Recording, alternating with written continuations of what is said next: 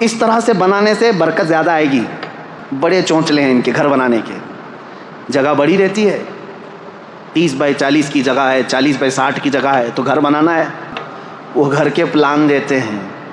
انہوں نے ہم سے کہا, ایک پلان دیکھا, کہا حضرت یہ پورا واستو پرکار ہے, بالکل واستو پرکار ہے. ممبئی والوں کو واستو کا زیادہ لین دین نہیں ہے, کیونکہ آپ کے ہاں تو جگہ کی بڑی قلت ہے. بہت چھوٹی جگہ میں بھی آپ کو جہاں سے ملا دروازہ کھول لیا. لیکن ہمارے علاقے میں آپ جائیں, بڑے چونچلے ہیں ان کے گھر بنانے کے, جگہ بڑی رہتی ہے, 30 بائی 40 کی جگہ ہے, 40 بائی 60 کی جگہ ہے, تو گھر بنانا ہے تو لے کے گھومتے رہتے ہیں. کچن کا دروازہ کہاں ہونا چاہیے, بیڈ روم کا کہاں ہونا چاہیے, ٹوائلٹ کہاں ہونا چاہیے, اور کبھی کبھار بنا لیتے ہیں اور کوئی واستو والا جو آتا ہے وہ توڑوا دیتا ہے. یہاں پر بھی جن کے پاس زیادہ پیسے ہوں گے بلڈنگوں میں وہ کرتے ہوں گے. واستو پرکار یہ صحیح نہیں ہے, اس کا ایسا نہیں ہونا چاہیے, ویسا نہیں ہونا چاہیے. میں نے ان سے کہا کہ یہ واستو کا جو عقیدہ ہے, کہا گیا کہ ہاں اس طرح سے بنانے سے برکت زیادہ آئے گی. ٹھیک ہے, اسی انت وشواس میں لوگوں کو دھندا چل رہا ہے. میں ایک پوچھا ان سے سوال جو آپ کے پاس رکھنا چاہتا ہوں, کیسا بڑا گورکھ دھندا ہے. کہا بھائی ایک کتاب کیوں نہیں لکھ دیتے واستو کی. ہر جگہ جو ہے نا یہ واستو کا جو ایکسپرٹ ہوتا ہے, پنڈت ہوتا ہے, اس کو بلانا ہی پڑتا ہے. ایک کتاب لکھ دو کہ یہ جگہ ہوگی تو ایسا بنا دیں گے, وہ جگہ ہوگی تو ایسے بنا دیں گے. وہ انجینئر صاحب ہنسنے لگے. کہا نہیں, ہر آدمی کا واستو الگ الگ ہوتا ہے. کیوں ہر ایک سے پیسہ لینا؟ ایک کتاب لکھ دیے تو ہو گیا, ختم. پھر کون آئے گا ہمارے پاس واسطوں پوچھنے کے لیے؟ یہ سب چیزیں میرے عزیزو دین اسلام میں نہیں ہیں. ہمارا عقیدہ یہ ہے کہ اگر تمہیں اللہ کی ذات پر یقین و توکل ہے تو سنو, دروازہ تم شمال میں بناؤ, جنوب میں بناؤ, مشرق میں بناؤ, مغرب میں بناؤ, کہیں پر بھی بناؤ, بلکہ تمہارے گھر کے 70 دروازے بنا کر کے رکھ لو, کھڑکیاں ہر جگہ کھول لو. اگر میرا مولا نہ چاہے رزق کا ایک دانہ بھی تمہارے گھر کے اندر نہیں آ سکتا.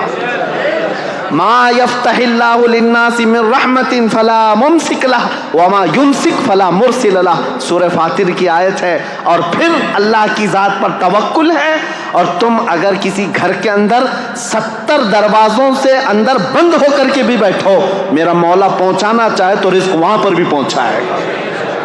یہ عقیدہ ایمان ہے, یہ عقیدہ اسلام ہے. یہ مت سوچو کہ ادھر دروازہ ہوگا تو یہاں سے جلدی رزق آئے گا, ادھر دروازہ ہوگا تو یہاں سے جلدی رزق آئے گا. عزیزان گرامی وقار, ہمارے یہاں ایسا نہیں ہے. ورنہ ہم تو جو ہے 12 فلور کی 14 فلور کی مسجد بناتے اور چھت پہ جا کے نماز پڑھتے, جلدی سے اوپر چلی جائے گی. ہمارا یہ عقیدہ نہیں ہے. ہم خاک پر بھی سجدہ کریں, دل اگر جھک گیا ہے تو مولا اس کو بھی قبول فرمائے. اور اگر تمہارا دل جھکتا نہیں, یقین نہیں ہے اللہ کی ذات پر, تو آسمانوں میں اڑ کر کے بھی پڑھو, تمہارے منہ پر مار دی جائے گی. یہ سمتیں, یہ جگہیں, اس کا تعلق نہیں ہے. اسلام کی خوبیاں یہی ہیں میرے عزیزو. ہم نے کسی کو باندھ کر کے نہیں رکھا. آپ مجھے یہ بتاؤ, سوال یہ سب سے پہلا میں نے اپنی تقریر میں سوال کیا ہے, اسلام کو ہی کیوں فالو کرنا چاہیے؟ یہ سوال اگر غیروں کی طرف سے ہے, یعنی جو اسلام میں نہیں ہے, دلت لوگوں کو کرنا چاہیے یہ سوال, تو میں ان کو اچھی طرح سے بتاتا ہوں. جو آج ہمارے ہندوستان میں ایک طبقہ ہے, ہندوؤں میں کاسٹ کیے گئے ہیں, اور برہمن, چھتریہ, اور پھر شودر ہے, ویشیہ, یہ سب جو ہے نا الگ الگ قسمیں کی گئی ہیں.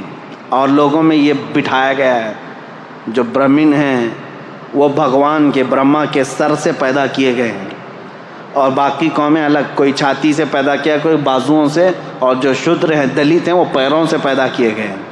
منوسمرتی میں تو صاف یہ لکھا ہوا ہے کہ اگر کسی برہمن نے گیتا کے شلوک کسی دلت آدمی کو سکھا دیا تو وہ اس کے ساتھ دوزخ میں جل جائے گا.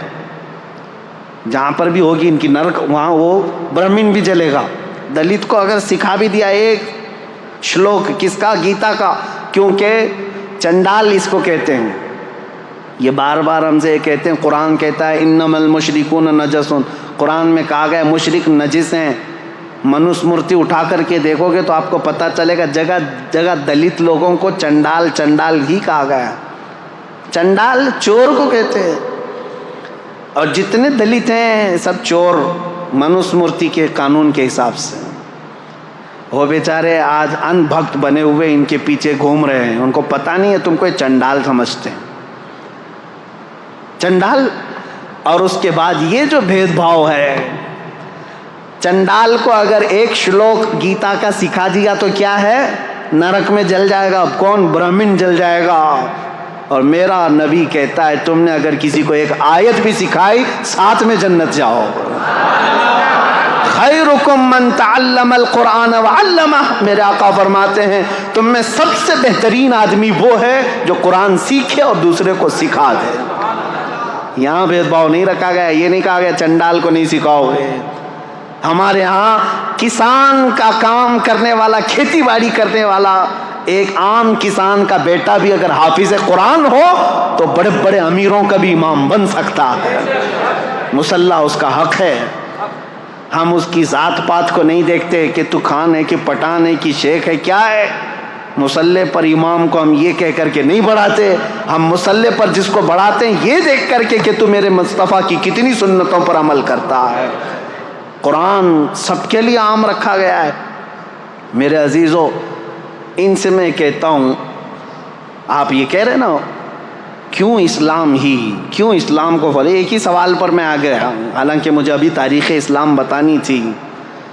सबसे पहला सवाल यही था कि इस्लाम को ही फॉलो क्यों करें। साफ सी बात है, आप ये भेदभाव को ख़त्म करने वाली चीज़ें लेकर, हाँ कुछ लोग कहते हैं आपके यहाँ भी हैं बिरादरियाँ हैं, मैं कहता हूँ हज़ार हमारे यहाँ शराबी हों, जुएबाज हों, चोर हों, बिरादरियों में फ़र्क करने वाले लोग हों, मैं उनको ये नहीं कहता कि वो इस्लामी कानून पर अमल कर रहे हैं, या उनका अपना बनाया हुआ तरीक़ा है, बिदअतें हैं। और ना मेरे आका सल्लल्लाहु ताला अलैहि वसल्लम का जो दीन है वो इन सब चीज़ों से पाक है।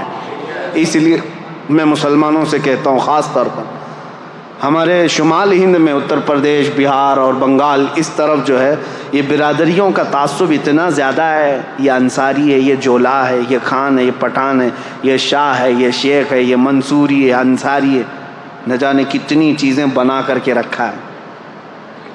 ठीक है, ख़ानदान तारुफ के लिए था, एक दूसरे को पहचानने के लिए कबाइल बने गए थे, लेकिन यहाँ तो एक दूसरे को झगड़ा करने के लिए, एक दूसरे को नीचा दिखाने के लिए। मैं एक इलाके में प्रोग्राम करके अभी आया हूँ, हज से पहले की बात है, मैं नाम नहीं बताता, उस पूरे इलाके में ऐसा है, अंसारियों का एक गुट एक मोहल्ले में रहता है, मुसलमान है सारे, एक बिरादरी है। और फिर अभी करीब की बात है कि कोई इलेक्शन के लिए खड़ा हो गया, पठान था, खान था, सारे अंसारियों ने मिल कर के हराया, कहा हिंदू जीतेगा चलेगा लेकिन पठान नहीं। नाउज़ुबिल्लाह। मैंने पूछा कि वो जो खान साहब खड़े थे, मुझे इससे लेना देना नहीं है कि कौन जीतता है कौन हारता है, लेकिन मैं कह रहा हूँ ये तासुब क्यों आया। मैंने कहा क्या वो बदअक़ीदा थे? कहा नहीं नहीं, बदअक़ीदा तो हमारे मोहल्ले में है ही नहीं, वो भी मसलक आला हज़रत वाला, हम भी मसलक आला हज़रत। मैंने कहा ये तासुब कहाँ से आया? कहा नहीं, अगर वो आते तो हमको मारते, तुम लोग कम ज़ात वाले लोग हो। नाउज़ुबिल्लाहि मिन ज़ालिक। ये तमाम चीज़ें उन लोगों से तुम्हारे दरमियान आई हैं जिनके साथ आज उठक बैठक हो रही है। शूद्र लोगों के साथ जो सलूक ब्राह्मण करते हैं, ये सब चीज़ें इस्लाम में बिल्कुल नहीं है। इस्लाम इन चीज़ों से पाक है। आपको पता है एक बार हज़रत अबू ज़र ग़फ़ारी रज़ियल्लाहु ताला अन्हु ने हज़रत बिलाल को सिर्फ ये कहा था, काली माँ के बेटे। मेरे आका सल्लल्लाहु अलैहि वसल्लम इतने नाराज़ हुए थे, पूछा था अफ़ीकल जाहिलिया, ऐ अबू ज़र अभी तुम्हारे अंदर जाहिलियत है, अभी जहालत के ज़माने में पल रहे हो।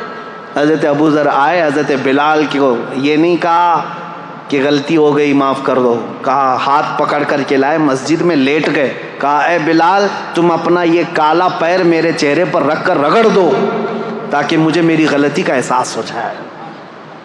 मैंने कैसे कह दिया तुमको काली औरत के बेटे, मुझसे ख़ता हुई, अब तुम ये अपना पैर मेरे चेहरे पर रखो, मैं इस लायक हूँ। وہ اس بات کو بھی پسند کر رہے تھے کہ بلال اگرچہ کالے ہوں لیکن اپنا پیر میرے چہرے پر رکھ دیں.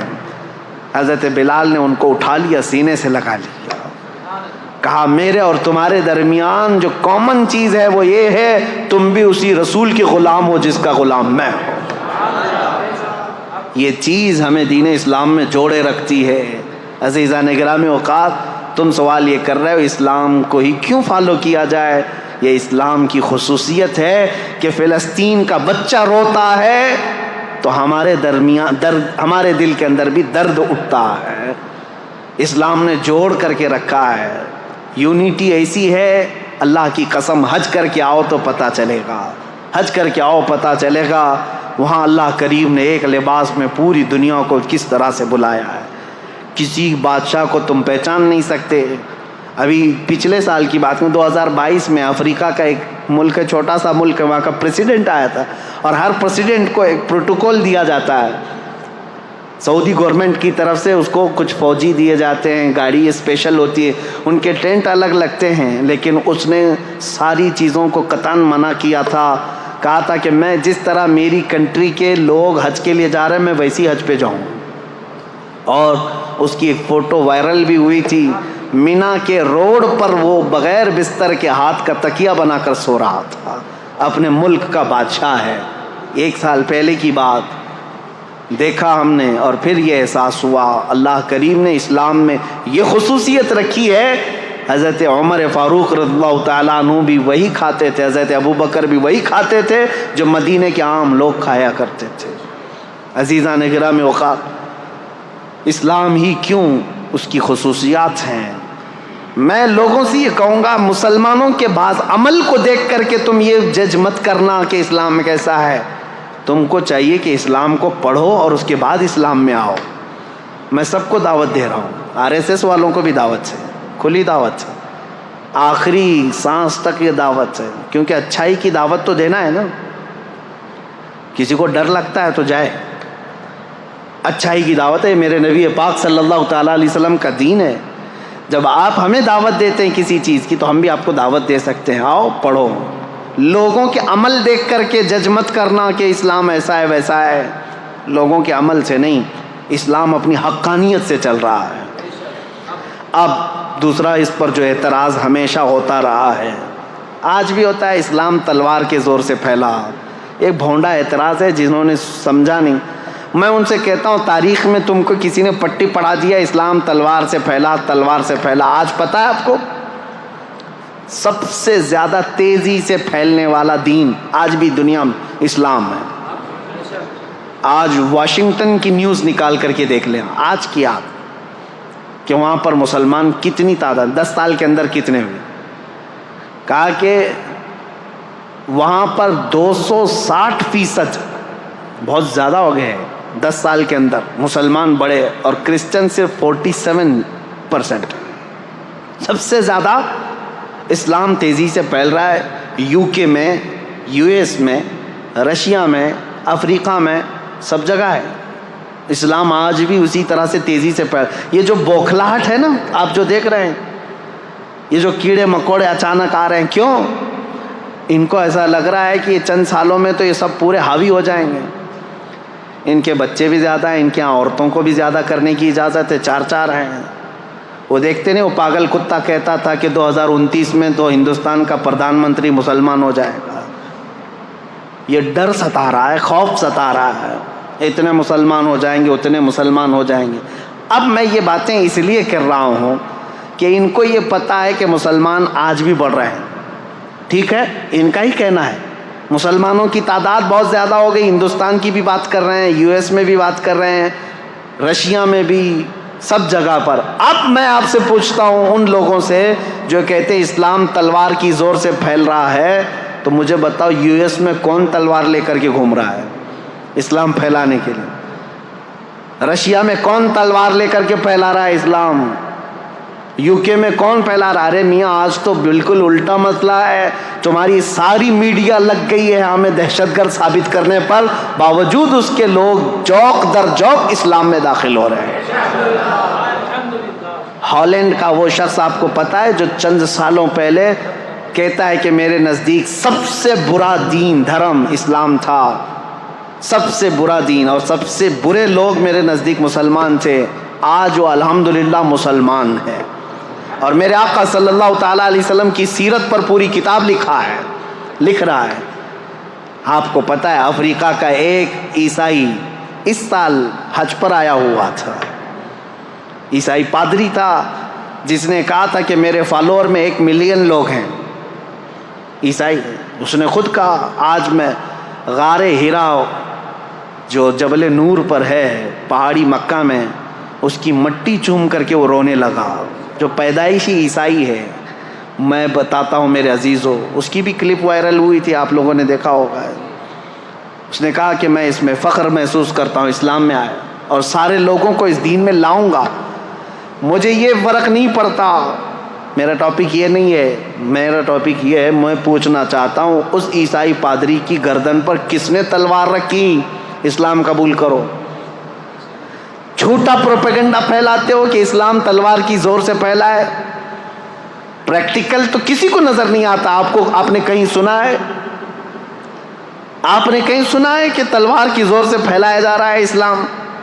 نہیں ہے میرے عزیزو۔ آج تو مسلمانوں کو ٹرول کرنے کے لیے تم نے ہر ہتھ کنڈا اپنا لیا۔ آتنکوادی یہ ہیں، ریپسٹ یہ ہیں، چور یہ ہیں، بہت زیادہ آوارہ یہ ہیں، نشہ خور یہ ہیں، ساری چیزیں تو تم نے ڈال کر کے رکھی ان کے اوپر الزامات۔ لیکن جو دین اسلام میں آ رہا ہے میرے عزیزو، وہ ہمارے عمل کی وجہ سے نہیں آ رہا ہے، وہ دین اسلام کی حقانیت کی کشش ہے جو قیامت تک کھینچتی رہے گی لوگوں کو۔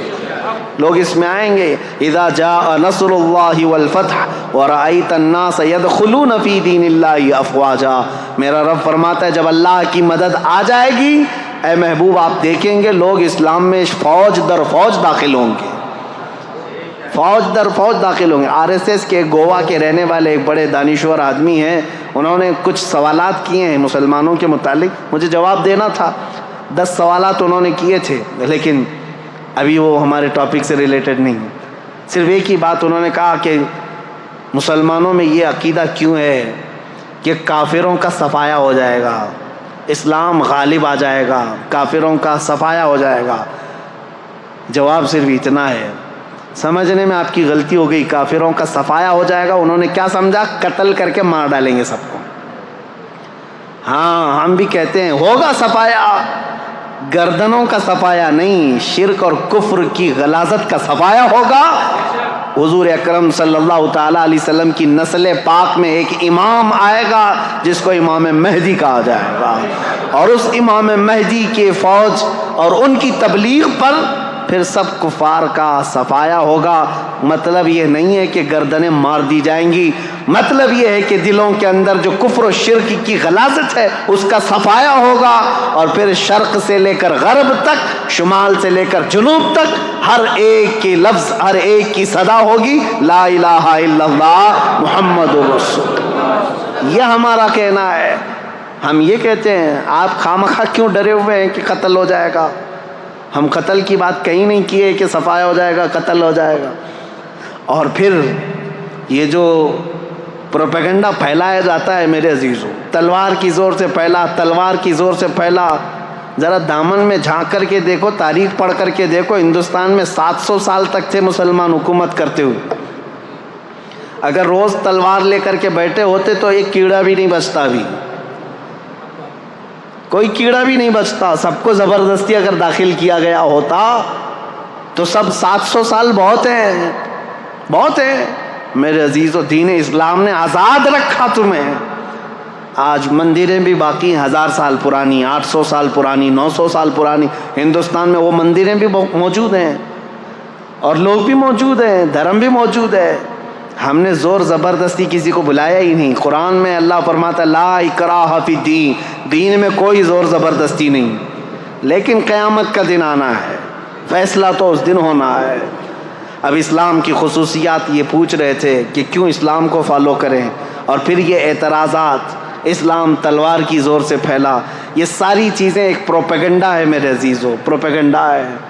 اور حقیقت اگر میں آپ کو بتاؤں، نبی کریم صلی اللہ تعالیٰ علیہ وسلم جتنی جنگوں میں شرکت فرمائے وہ تقریباً 17 ہوتی، 17 غزوات جس میں حضور صلی اللہ تعالیٰ علیہ وسلم بنفس نفیس خود گئے، اور کل جنگوں میں جو لوگ مرے فوت ہوئے ان کی تعداد پتہ ہے 252، 250 لوگ مرے ہیں۔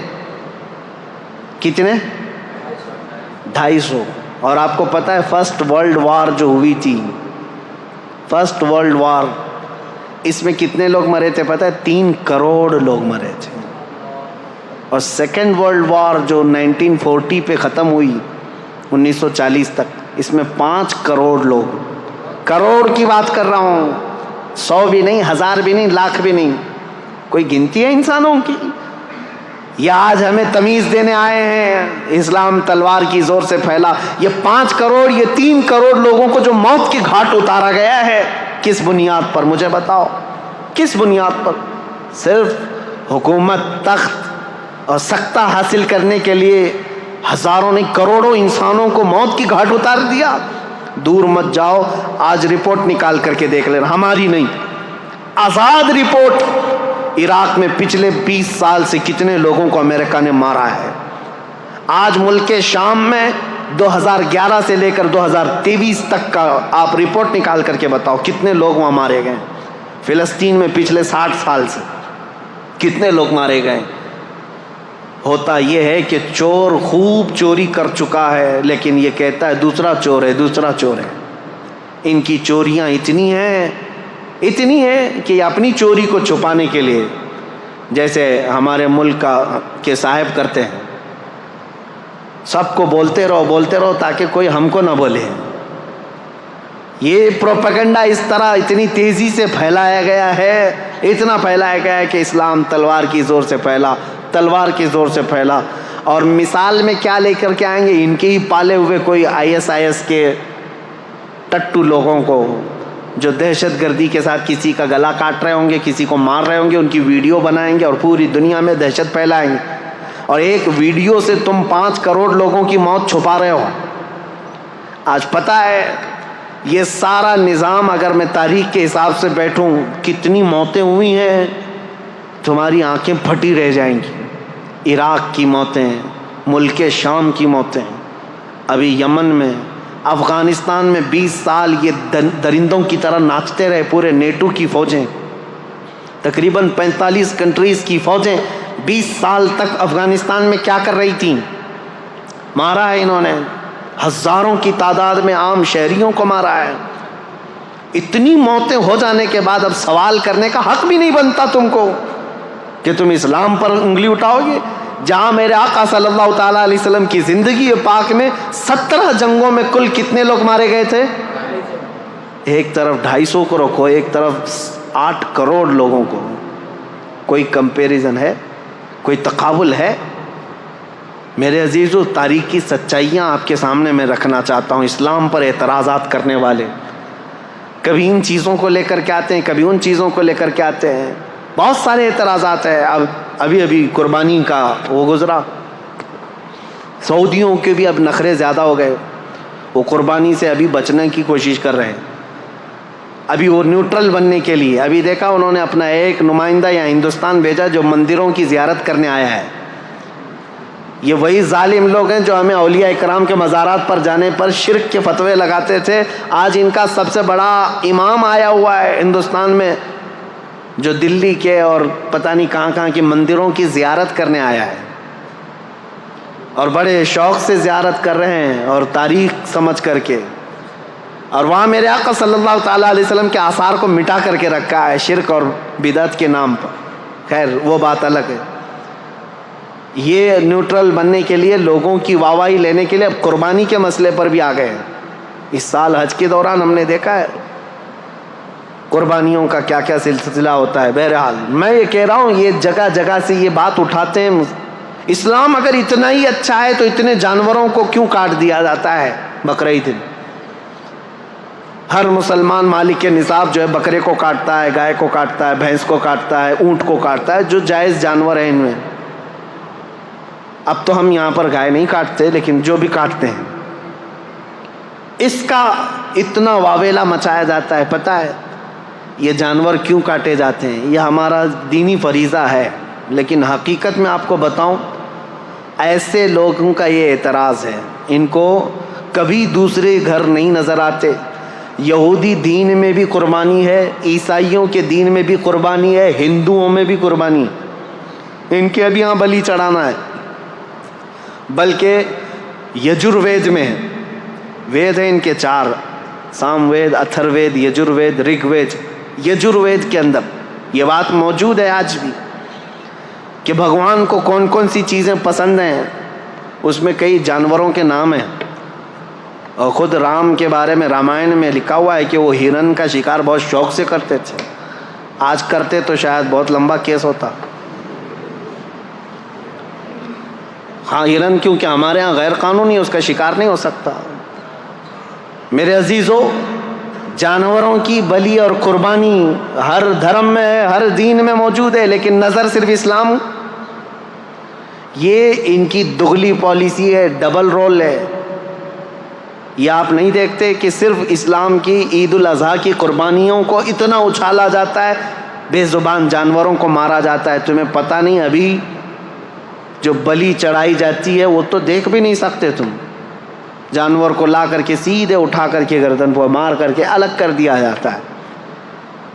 یہ تو باتیں اپنی جگہ پر سارے دھرم میں، سارے دینوں میں قربانی ہے، سب میں ہے. میں ثابت کر کے بتاؤں گا. یہودیوں میں بھی ہے، عیسائیوں میں بھی ہے، ہندوؤں میں بھی ہے، سب میں ہے. لیکن ان کو پاپ جو لگتا ہے وہ صرف مسلمانوں کا عمل لگتا ہے. اور تو اور میرے عزیزوں، اسلام پر اعتراض کرنے والے سال بھر میں ایک دن قربانی کرتے ہو نا، ایک دن قربانی کرتے ہو. ان سے میں پوچھتا ہوں ذرا ڈیٹا نکال کر کے بتاؤ، میک ڈونلڈ والا کتنے کاٹتا ہے، KFC والے کتنے کاٹتے ہیں؟ یہ شدھ شاکاہاری لوگوں سے پوچھ رہا ہوں. تم نے اپنے ملک میں ان کو پرمیشن دے کر کے رکھا ہے. یہ ملٹی نیشنل کمپنیاں ہیں، تمہیں پتہ ہے پر ڈے کئی لاکھ گائے میک ڈونلڈ والا کاٹتا ہے. یہ اور بات ہے کہ انڈیا میں بیف کا ان کا نہیں ہے، دوسرے کنٹریز میں میک ڈونلڈ والوں کا بیف کا بھی موجود ہے، ان کے مینو میں ہے. سب جگہ بیچتے ہیں، کچھ جگہ تو خنزیر بھی بیچتے ہیں. جہاں جیسا دیس ویسا بیس ہے.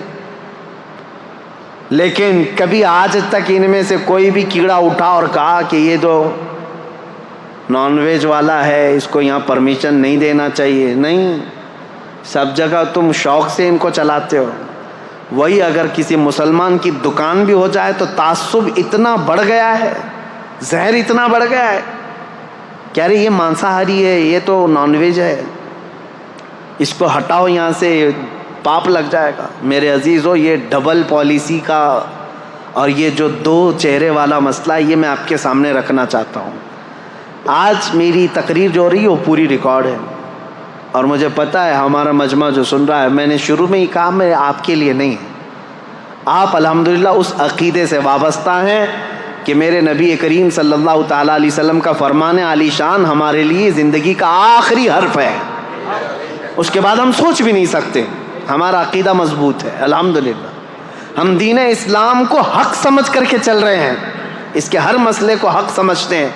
میں ان لوگوں کو آج مخاطب کر رہا ہوں جن کے دلوں میں شکوک و شبہات ہے. اسے بہت سارے 40 سوالات کے اعتراضات میں لے کر کے آ جایا تھا، بہت لمبا ٹائم گیا. 40 طرح کے ان کے سوالات ہیں جو ایتھیسٹ لوگ بھی کرتے ہیں اسلام کے بارے میں. انشاءاللہ بیچ بیچ میں جب موقع ملے میں آپ کو بتاتا رہوں گا اسلام میں قربانی کیوں ہے، اسلام میں زیادہ بیویاں کیوں ہیں. اور یہ سب سوالات ایسے ہیں جو ان کے جیب میں خود موجود ہیں، خود کرتے ہیں. سوال اسلام کے ساتھ ہے. یہ آج اتنا پروپیگنڈا پھیلا ہے. نبی کریم صلی اللہ تعالیٰ علیہ وسلم نے ماں عائشہ صدیقہ سے نکاح بہت چھوٹی عمر میں کیا، جب ان کی عمر 9 سال کی تھی. عربوں میں رواج تھا، اور اس کو کوئی اگر عیب سمجھتا تو سب سے پہلے مکہ کے وہ کافر جو حضور کو عیب لگانے کی کوشش کرتے ہیں، ان میں سے کوئی انگلی اٹھاتا اور کہتا یہ کیا کر دیا آپ نے، اور بہت واویلا مچاتے. لیکن عربوں میں سے ایک نے بھی نہیں کہا حضرت عائشہ کی شادی پر، کیونکہ ان کو پتا تھا یہ نارمل چیز ہے، کامن چیز ہے. اور یہ کامن چیز ہے، اسی لیے تو یہاں مہابھارت میں بھی موجود ہے، رامائن میں بھی موجود ہے، گیتا میں بھی ہے. بہت ساری شادیاں ایسی ہیں جن کا ذکر کروں تو کئی لوگوں کو تکلیف ہو جائے گی. ہاں،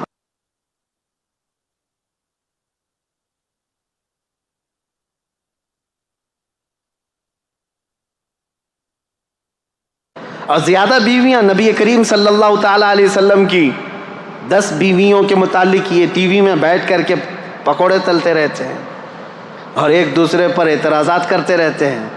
اسلام اسلام، نبی پاک صلی اللہ تعالیٰ علیہ وسلم کبھی اپنے گھر کی خبر ہی نہیں لیتے. اپنی بھی کتابیں اٹھاؤ، اپنی بھی کتابیں اٹھاؤ. 10 بیویاں کی ہیں لیکن ہر ایک کی حکمت ہے، میں بتاؤں گا. وہ مطلقہ تھیں یا بیوہ تھیں، نبی کریم صلی اللہ علیہ وسلم نے ان سے نکاح کر کے وہ درجہ دیا ہے کہ ان کو پوری کائنات کے مومنوں کی ماں بنا دیا، امہات المومنین بنایا. لیکن کلپنا بھی نہیں کی جا سکتی، تصور بھی نہیں کیا جا سکتا. ایک بھگوان تو ایسے ہیں جن کے 16,400 بیویاں ہیں، اور وہ ایک رات میں سب کے پاس بھی جا کے آتے تھے. یہ مذاق کی بات نہیں کر رہا ہوں، کتاب میں جو موجود ہے اتنی بات کروں گا. کہ زیادہ اگر اس پر مذاق کروں تو غلط بات ہے. جب یہ چیزوں پر ہم نے کبھی آپ کے ساتھ کوئی چھیڑ چھاڑ نہیں کیا، 16,000 نہیں 32,000 رکھ لو، کیا فرق پڑتا ہے. لیکن تم ادھر انگلی نہ اٹھاؤ میرے نبی پاک کی طرف. ایک بات یاد رکھو. اور کم سنی کے بارے میں بھی اگر انگلی اٹھاؤ گے تو ہم پوری لسٹ لے کر کے بیٹھے ہیں کہ کون کون کتنی عمر میں شادی کیا ہے. سب کی لسٹ موجود ہے. آپ کو میں بتاؤں، بہت پرانا تو میں کہہ رہا ہوں کہ 1400 سال پہلے کی بات ہے. اس وقت کامن بات تھی 9 سال کی لڑکیاں. لیکن یہاں تو دیش آزاد ہونے کے بعد بھی، میں خالی آپ کے سامنے نام دے دیتا ہوں، چیک کر لینا، آپ کی ذمہ داری. سب سے بڑی شخصیت کے نام سے مشہور ہے ہندوستان میں، یعنی غیر مسلموں کی بات کر رہا ہوں. بابا صاحب بھیم راؤ امبیڈکر، ان کی شادی کب ہوئی، کس سے ہوئی، کتنی عمر میں ہوئی، یہ ریسرچ کرنا تمہاری ذمہ داری ہے. رابندر ناتھ ٹیگور، جس کے ذریعے سے جن گن لکھا گیا ہے، جو پورے ہندوستان کا قومی ترانہ ہے آج، نیشنل اینتھم، اس کے رائٹر رابندر ناتھ ٹیگور. جا کے معلوم کرنا اب تمہاری ذمہ داری ہے، کب شادی کیا، کس سے کیا اور کتنی عمر میں کیا. یہ تو 100 سال سے پہلے کے لوگ نہیں ہیں، ابھی کے ہیں. ان کے گھروں میں جو شادی ہو کر کے آئی لڑکیاں، وہ 15 سال سے کم کی ہیں، 10 سال کی ہیں، کوئی 12 سال کی ہیں. اور تم 1400 سال پہلے کے اعتراضات اٹھاتے ہو. نبی کریم صلی اللہ تعالیٰ علیہ وسلم نے ماں عائشہ صدیقہ سے 9 سال کی. ابھی تو 2 ہی مثالیں دیا، پوری لسٹ موجود ہے ہمارے پاس. صرف اتنا میں کہنا چاہتا ہوں، اسلام کے متعلق ٹھنڈے دل سے سوچو. کائیں کائیں چلانے سے یا کتے کی طرح بھونکنے سے تمہیں ہدایت کبھی نہیں ملے گی. اسلام کو بہت سارے لوگوں نے پڑھا ہے، اور الحمدللہ جب دل نرم ہوا ہے تو انہوں نے بھی پکار کر کے کہا ہے.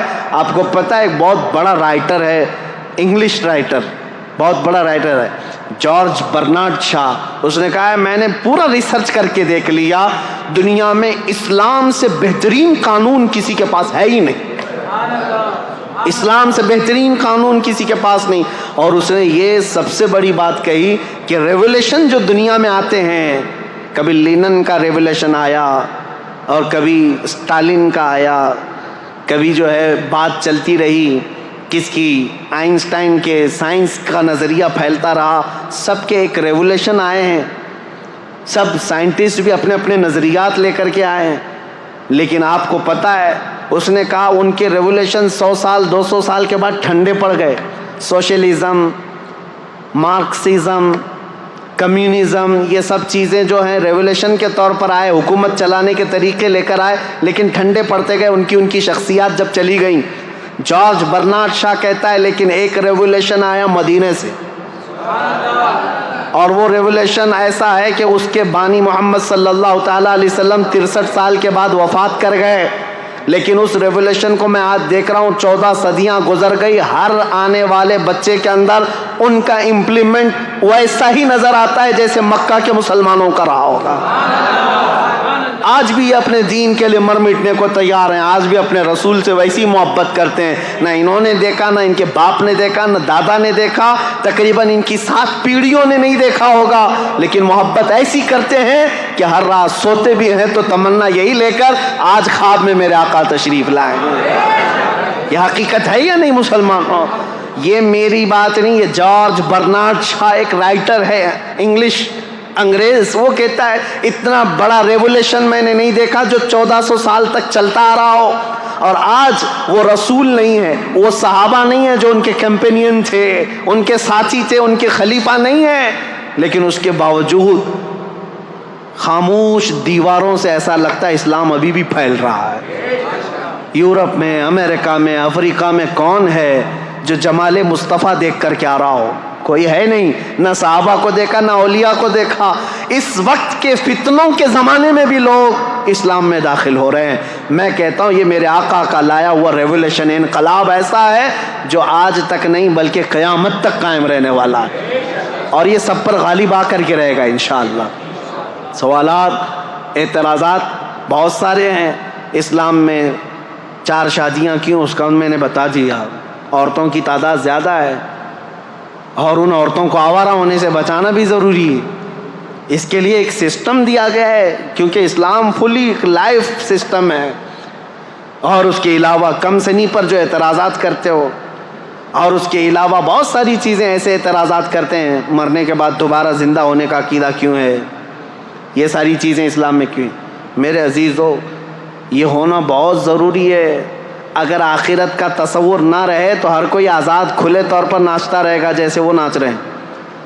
شراب پی لیا، زنا کر لیا، ڈر کسی کا نہیں ہے. زیادہ سے زیادہ کچھ لوگ ڈراتے ہیں یہ کہہ کر کے کہ اچھے کام کرو تو ٹھیک ہے، برے کام کرو گے تو اگلے جنم میں چوہا پیدا ہو جاؤ گے، کتا پیدا ہو جاؤ گے. اتنا ہی ڈر ہے. وہ دیکھتے نہیں، ان کا مذاق بھی چلتا رہتا ہے. کبھی یمراج کو دھوکہ دے دوں گا. ہاں، یہ موت کے فرشتے کے متعلق جو عقیدہ ہے وہ اس لیے کہ اتنا ہلکا بنا کر کے پیش کر دیا تم نے، اتنا ہلکا بنا کر کے کہ کچھ نہیں ہونے والا ہے. میرے عزیزو، اسلام آخرت کا ایسا مضبوط عقیدہ دیتا ہے، ایسا مضبوط عقیدہ کہ آپ مشرق سے لے کر مغرب تک، شمال سے جنوب تک پوری دنیا میں گھومو، کسی بھی مسجد میں جاؤ، مسلمان جب مسجد میں جا کر اللہ اکبر کہہ کر رکعت باندھتا ہے، اس کی نظریں ایسی سیدھی ہو جاتی ہیں، کوئی اسے پکارے تو بھی نہیں دیکھتا، کوئی اسے چلائے تو بھی نہیں دیکھتا. اس کی نظر ایک ہی طرف ہے، وہ اللہ کے قرب کی طرف بڑھنا چاہتا ہے. میں اس سے یہ پوچھتا ہوں دوسروں سے، یہ اس کے اندر مطمح نظر، محور، مرکزیت کس نے پیدا کیا؟ یہ عقیدہ آخرت ہے. اس کا عقیدہ یہ ہے میرا رب مجھے دیکھ رہا ہے. ٹھنڈیوں کے دنوں میں بستر چھوڑ کر کے اگر نماز کے لیے آتے ہو، یہ عقیدہ ہے کہ آخرت میں مجھے حساب دینا ہے. کسی کا مال نہیں کھاتا آدمی تو اس لیے کہ آخرت میں مجھے حساب دینا ہے. وہ کہتے ہیں حساب تو یہاں پر بھی اللہ دے سکتا تھا، وہاں کیوں؟ ایک سوال یہ بھی ہے، اللہ اگر چاہے تو یہیں پر حساب لے لیتا، برے لوگوں کو یہاں مار دیتا اور اچھے لوگوں کو یہاں اچھائی دے دیتا. نہیں میرے عزیزو، یہ انسان کی جان ایسی ہے، کچھ بندے ایسے ہیں جو اتنے گناہ کر چکے ہیں، ان کو موت بھی دے دو تو سزا پوری نہیں ہوتی. صحیح کہہ رہا ہوں؟ کچھ کتے ایسے ہیں جن کو 100 بار مارو تو بھی سزا پوری نہیں ہوتی. ان سے ہی پوچھو، ہٹلر نے جرمن کا تاناشاہ، جس کے بارے میں مشہور ہے کہ 50 لاکھ یہودیوں کو مار ڈالا، چیمبر میں ڈال کر کے مارا. اس کا ذکر کرنے بھی نہیں دیتے یہودی، ہولوکاسٹ کا پکڑ کے لے جائیں گے، کچھ بھی کریں گے. یہ ہماری تقریر بھی سنتے ہیں اور ہمیں پھر وہاں پر بیت المقدس جانے نہیں دیتے.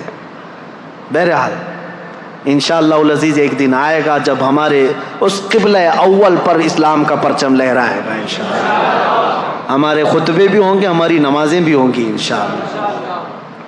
میں ان سے پوچھتا ہوں 50 لاکھ لوگوں کو مارا، چلو آج پکڑ کر کے ہم لا کر کے دے دیتے ہٹلر کو، کیا سزا دو گے؟ کیا سزا دو گے اس کو؟ 50 لاکھ لوگوں کو مار. تم خوب غصے میں جل کر کے کیا کرتے؟ اس کو بھی چیمبر میں ہی ڈال کے مارتے. ہاں، اس کو بھی مار ڈالتے، مر جاتا. تو ہو گیا، ایک یہودی کو مارنے کی سزا ہو گئی ہے، باقی اتنے جو 50 لاکھ کے قریب ہیں، ایک کو مارنے کی سزا، تو ایک کو مار دیا تم نے، اس کو تو سزا ملنی چاہیے تھی 50 لاکھ لوگوں کے مارنے کی۔ اب میرے رب کا نظام آخرت میں موجود ہے، جہنم میں ڈالے گا رب تعالیٰ ظالموں کو۔ رب تعالیٰ قرآن میں فرماتا ہے کلما نضجت جلودہم بدلناہم جلودا غیرہا لیذوقوا العذاب، جب جب جہنم کی آگ سے چمڑی پک جائے گی ہم اس کی چمڑی اتار دیں گے اور نئی چمڑی ڈالیں گے تاکہ وہ عذاب چکھ سکے۔ ہر بار اس کی چمڑی بدلی جائے گی۔ حضرت کعب احبار رضی اللہ تعالیٰ عنہ مفسر قرآن ہے، آپ سے پوچھا گیا یہ چمڑی بدلنے کا پروسیس جو جہنم میں ہوگا یہ کتنی بار بدلا جائے گا؟ انہوں نے فرمایا کہ 1 گھنٹے میں 70 بار بدلی جائے گی، 1 گھنٹے کے اندر 70 بار جسم کی چمڑی بدلی جائے گی تاکہ وہ ہر بار نیا عذاب چکھ سکے۔ جب جب جلے گا پھر بدلا جائے گا، کیوں؟ وہاں موت نہیں ہوگی، موت نہیں ہوگی۔ ایک بار موت کو بھی موت آ جائے گی، اس کے بعد ختم، اب نہ جہنمیوں کو موت نہ جنتیوں کو موت، اب سزا جھیلنا ہوگا۔ اس کے لیے آخرت میں حساب کتاب ہونا ہے، انصاف ہونا ہے، آخرت ضروری ہے۔ دنیا میں عدالت ہو سکتی، فیصلہ ہو سکتا، ایک بار مار دیتے ہو جاتی، باقی گناہوں کی سزا کیسے دیتے؟ باقی گناہوں کی سزا کیسے ملتی؟ ایک مرد ایسا آیا جو 10 لڑکیوں کا ریپ کیا ہو، اب زیادہ سے زیادہ ہم اس کو سزا کیا دیتے؟ موت کی سزا دیتے، مار دیتے۔ اس کی سزا تو ہو گئی، ایک لڑکی کے ساتھ زنا کرنے یا زنا بالجبر کی سزا ہو گئی، ایک کو مار دیا ہم، باقی 9 لڑکیوں کا انصاف کیا ہے؟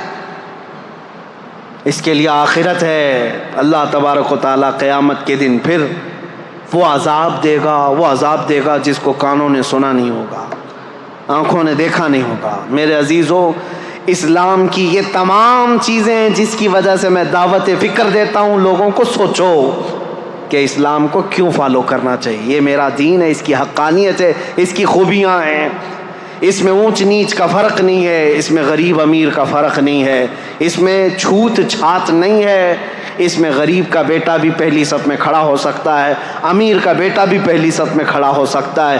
حج بیت اللہ کے لیے جانے کے لیے کسی کا کوئی امتیاز نہیں۔ یہاں پر اگر کوئی اعلیٰ ذات والا ہے وہی پوجا کرے گا، وہی بھگوانوں کو چھو سکے گا، چنڈال دلیت چھو نہیں سکے گا۔ میرے دین میں یہ نہیں ہے۔ تمہارے ہاں ایسا ہے، چاہے نیکوکار ہو کہ پرہیزگار ہو یا گنہگار ہو، جب وہ خانہ کعبہ کے قریب پہنچے حجر اسود کو گنہگار بھی چومتا ہے، پرہیزگار بھی چومتا ہے، دونوں کے لیے کھلا ہوا میدان ہے۔ خانہ کعبہ کو لپٹ جانا ہے، سب کے لیے کھلا دروازہ ہے۔ میرے نبی پاک کے آستانے پر جانا ہے، وہاں نہ بادشاہ دیکھا جاتا ہے نہ فقیر دیکھا جاتا ہے، ہر ایک کا سلام قبول کیا جاتا ہے۔ بلکہ میں تو آپ کو بتاؤں، ہزاروں نہیں لاکھوں لوگ وہاں پر سلام پیش کرتے ہیں۔